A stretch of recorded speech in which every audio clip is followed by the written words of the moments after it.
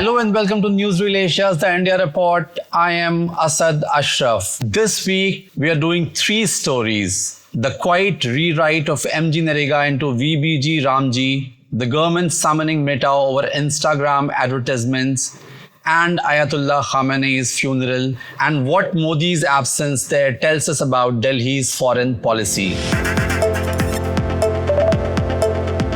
For almost 20 years, if you were a rural family and you needed work, there was one name you knew, MGNREGA. Passed in 2005, 100 days of guaranteed work every year for any rural household that asked not charity, a legal right. If the government could not find you work within 15 days, it had to pay you compensation instead. That law does not exist anymore. आज का दिन ऐतिहासिक दिन है।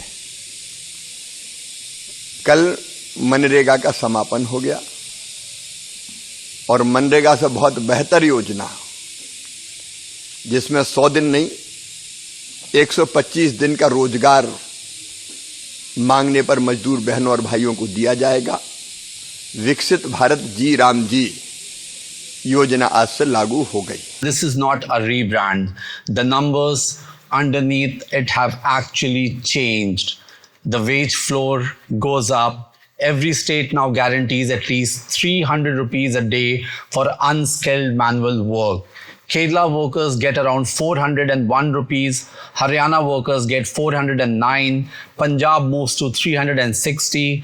There is even a special rate of 450 rupees for a handful of high altitude panchayats in Sikkim. A small detail, but it tells you that the government did at least try to account for how different the cost of living is from one corner of the country to another. But here is a detail worth sitting with. The states with the largest number of MGNREGA workers in the entire country, Uttar Pradesh, Madhya Pradesh, Bihar, Rajasthan, West Bengal, will get the base rate, 300 rupees. These are also the states where wages under the old system were the lowest in India. So on paper, this looks like the biggest win for the poorest workers in the country. The national daily wage under the scheme moves up to around 327 rupees. And the government is right to point out that this closes a wage gap that had been growing for years between richer southern states and poorer northern ones. The guaranteed days go up too. 100 becomes 125. That is an extra month of income for a family that often has nothing steady to fall back on between harvests. For a household with 2 working adults, that extra month multiplied across the family could mean an additional 15 to 20,000 rupees a year at these new wage rates. That is not a small number for a family living close to the poverty line. Sounds good so far. Here is where it gets a little complicated. Understand the old MGNREGA. Delhi paid almost the entire wage bill. States just handled the paperwork and the local administration.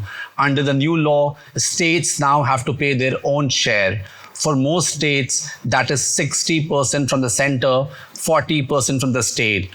For the Northeast and the Himalayan states, it is 90 to 10, a kinder ratio because everyone knows those state budgets are very thin. Now think about what that actually means for Uttar Pradesh and Bihar. They have the largest MGNREGA workforce in the country. They also have some of the tightest state budgets in the country. Health, education, law and order already fight for every rupee. Now these same states are expected to find 40% of a bigger wage bill for more workers at a higher wage for 25 extra days a year. If you're sitting in Lucknow or Patna trying to balance a budget, that should worry you. Bihar's own budget documents have flagged fiscal stress for years now. And Uttar Pradesh, despite its size, still runs on relatively thin per capita revenue compared to states like Maharashtra or Tamil Nadu. Asking these two governments to co-fund a much larger wage bill is a serious ask, not a minor administrative adjustment. What happens if your state cannot find its share on time? Does the 15-day payment promise still hold, or does it quietly become a month, then 2 months? We have seen this story before. Every time a scheme moves from a full central funding to a shared funding model, the poorer the state, the harder it struggles to find its share, and the more the benefit gets delayed at the exact point where it is supposed to reach someone. The government has also introduced something it calls technology-enabled planning. In practice, this means tighter Aadhaar linkage for workers' verification, geotagging of work sites, and more centralized system for deciding which panchayat gets how much money based on a formula rather than simply repeating last year's allocation. Supporters say this reduces leakage and ghost worker fraud, both of which were genuine documented problems under the old MGNREGA. Critiques point out that heavier technology requirements have in the past ended up excluding the very workers the scheme is meant to protect. A verification system built to catch fraud can just as easily end up locking out a genuine worker who simply does not fit the digital template. There is an idea from the economist Carl Polanyi that explains why reforms like this keep happening. He called it the double movement. Markets expand, then society protects itself. MGNREGA was one of those protective moments. It came after years of agrarian distress, after farmer suicide had become a national tragedy, after liberalization exposed rural India to a kind of competition it was not ready for. What we are watching now looks like round two of that same fight. A government trying to raise that floor, modernize it, add technology to the planning, but doing it while quietly asking poorer states to shoulder more of the bill for providing that protection. There's a second lens worth using here, and it comes from the economist Amartya Sen. Sen argued that poverty is not just about low income, it is about freedom. Think about what this actually looks like on the ground. A landlord in Bihar village offering below market wages for harvest work has always relied quietly on the fact that families have no better option. MGNREGA broke that dependency even partially by giving workers a legal alternative. That is sense freedom in its most literal, most local form. The freedom to walk away from a bad deal because a better one, even a modest one, exists. If states fall behind on their 40% and that 15 days window starts slipping, the freedom Sen cares about erodes, even while the number on the government poster looks more generous than ever.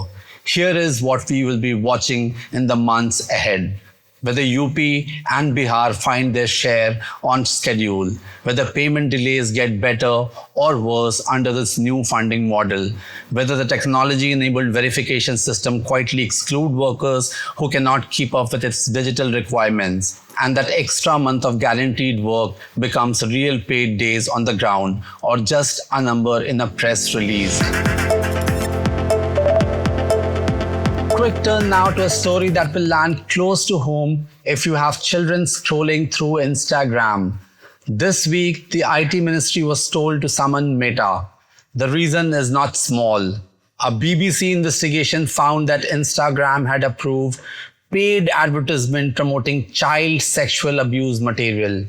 Some of those ads reportedly pointed users towards Telegram channels selling illegal content for as little as 99 rupees. This is the second time in a single week the government has gone after Meta. Days earlier, it had already asked WhatsApp to pause a planned username feature, worried it could open doors for fraud and impersonation. This is not one isolated complaint about one bad behavior, one bad ad. This is a regulator that has run out of patience with how much it has to rely on outside investigations, media reports, public pressure to catch problems companies with Meta's resources should have caught internally, long before an ad ever reached a user's screen. Here is why this matters even if you barely use Instagram. The system at fault is not some rare glitch. It is the same advertising engine every platform uses to decide what shows up on your screen. That engine is built for speed. Approve fast, show it wide, sell more ads. Safety was supposed to ride along with that. This week showed us it did not. Meta says it removed the ad once they were flagged and disabled the accounts involved. That is not prevention. That is cleanup after the harm has already happened. And it is worth asking a harder question here. If a foreign broadcaster's investigative team could find these ads simply by testing the platform, why could Meta's own systems built specifically to catch this kind of content not find them first? You don't need to worry about who your ad will get served to, whether you should be deciding whether what the gender of the person is, who buys, where they live, because a lot of that today, thanks to AI, has been automated. The gap between what a platform claims its systems can do and what an outsider journalist can uncover in a matter of weeks is the real news story here, more than any single advertisement. The philosopher Michael Foucault gives us a sharp way to think about this. He called it the panopticon. Platforms like Instagram were sold to us on a similar promise. Automated systems, always watching, always filtering, so harmful content never reaches a real human being. Meta's own advertising policies on paper explicitly forbid this exact category of content. The rules exist, the enforcement did not. Advertisements linked to child abuse material got approved and reached real people in real time before anyone caught it. The correction only came because journalists exposed it first. There is also a business incentive worth naming plainly. Every advertisement a platform approves and runs is revenue. Every advertisement rejected is revenue lost. A system optimized to approve ads quickly at massive scale across a country of hundreds of millions of Instagram users is a system where speed and profit sit on one side of the scale and careful human review sits on the other side. The center has cracked down on Meta over the alleged presence of child sexual exploitative and abuse material, or CSEAM, being promoted through paid advertisements on Instagram. The government has issued a stern notice, ordered the immediate removal of such content, and given the tech giant just 7 days to explain how these ads appeared on its platform. In a strong move against the spread of illegal child sexual abuse content online, the Ministry of Electronics and Information Technology, or MeitY, has directed Meta to immediately remove all Instagram advertisements and content that promote or facilitate access to child sexual exploitative and abuse material. How did these ads get approved in the first place? That single question matters more than anything else in the story, because the answer tells us whether the safety systems these platforms claim to run in India actually exist or whether the watching was always weaker than advertised. And it tells us something else too, whether Indian regulators are now willing to keep pushing multinational tech companies past a polite exchange of notices into something that actually changes how these platforms operate for the roughly 500 million Indians who use them every single day. Our last story tonight takes us to Tehran. Ayatollah Ali Khamenei's funeral stretched across 6 days this week. He was killed in a joint US-Israeli strike back in February when the war on Iran began. His son Mujtaba Khomeini, who is now the supreme leader, reportedly stayed away from his own father's funeral. Think about what that alone tells you. A son who cannot safely attend his own father's burial is a signal about how unsettled the transition still is. Iran invited Prime Minister Narendra Modi to that funeral. Well, he did not go. Instead, India sent Pavitra Margareta, a junior minister, along with the governor of Bihar, Lieutenant General Syed Ata Hasnain, a former army commander who happens to be India's senior-most Shia public official. Also part of that delegation, according to reports, were opposition figures Salman Khurshid, a former external affairs minister himself, and Mehbooba Mufti. A carefully assembled delegation. In other words, respectful in composition, symbolically inclusive, but nowhere near the level of the head of a government. Now compare that to Pakistan. Prime Minister Shehbaz Sharif went himself. His deputy PM Ishaq Dar went with him. A string of cabinet ministers followed. Pakistan showed up in full force, and Sharif had actually announced his intention to attend weeks earlier when Iran's president visited Islamabad. That is not a coincidence either. Pakistan, a Sunni majority country, has been working to repair a relationship with Iran that had grown tense in recent years. And this funeral gave Sharif very public, very visible opportunity to make that repair look sincere. That contrast was not an accident. It was a message sent quietly and read loudly in Tehran, Washington, and Riyadh. Let's be honest about why Modi stayed home. India has old ties with Iran, oil, the Chabahar port, India's only sea route into Afghanistan and Central Asia that avoids Pakistan entirely. Decades of quiet cooperation, including the International North-South Transport Corridor, a route intended to connect Moscow to Mumbai in roughly 25 days, once fully operational, far faster than existing shipping lanes. But India also has a close and growing relationship with Israel and with the Gulf Arab states, Saudi Arabia, the UAE, Qatar. None of them wanted to see India stand too close to Iran's clerical regime right now, especially so soon after Israel and the US fought an actual war against Tehran. Remember also that Modi had visited Israel and addressed the Knesset not long before this war broke out, a visit that placed Delhi visibly on one side of a relationship that was about to turn violent.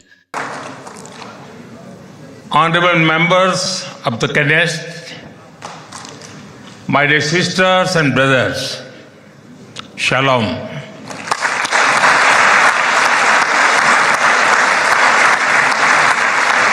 Namaste. So Modi had two bad choices: go and risk annoying Washington, Tel Aviv, and the Gulf capitals all at once, or skip it and risk looking like India was abandoning an old friend at its lowest, most painful moment.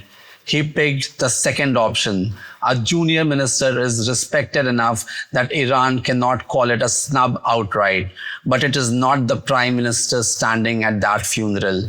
And everyone watching in Tehran, in Washington, in Riyadh will read that gap for exactly what it is. India has actually done this before. Going back decades, long before this particular war or this particular funeral, during the Cold War, India built an entire foreign identity around not choosing between Washington and Moscow, calling it non-alignment, while quietly taking help from both sides when it suited Delhi's interests. That is exactly what India did here. Enough respect toward Iran to protect Chabahar and the oil relationship, not enough closeness to alarm Israel, Washington, or the Gulf. But hedging has a cost, and it rarely satisfies anyone completely. Whoever actually ends up running Iran once this succession settles will remember exactly who showed up for that funeral and who sent a junior minister instead. Governments, like people, keep scores, particularly during moments of grief and vulnerability. And this funeral was very much both for Iran. Now, why should you care about any of this? Because India buys most of its oil from abroad, close to 85% of what it consumes, and Iran sits next to the shipping routes that oil depends on. Iran can influence far more easily than most countries would like. Around 9 million Indians live and work in the Gulf states surrounding Iran, sending remittances home that support entire districts in Kerala, Punjab, and Uttar Pradesh. And India has already put close to 4,200 crore rupees in Chabahar, banking on a stable cooperative Iran on the other end of that investment. If the funeral becomes the moment Tehran remembers as the moment Delhi kept its distance, that memory could shape how the next Iranian government treats Chabahar, treats Indian oil deals, treats the whole relationship going forward, not immediately, not dramatically, but slowly, the way these things usually do, through smaller frictions, slower approvals, a little warmth in every subsequent negotiation. Watch what happens next to Chabahar in the coming months. Watch who India sends to the next major Iranian event, whether it is a state visit, a trade summit, or another funeral. That is how we will know whether this week's hedge cost Delhi anything real, or whether it was simply smart, careful diplomacy that nobody will remember by winter.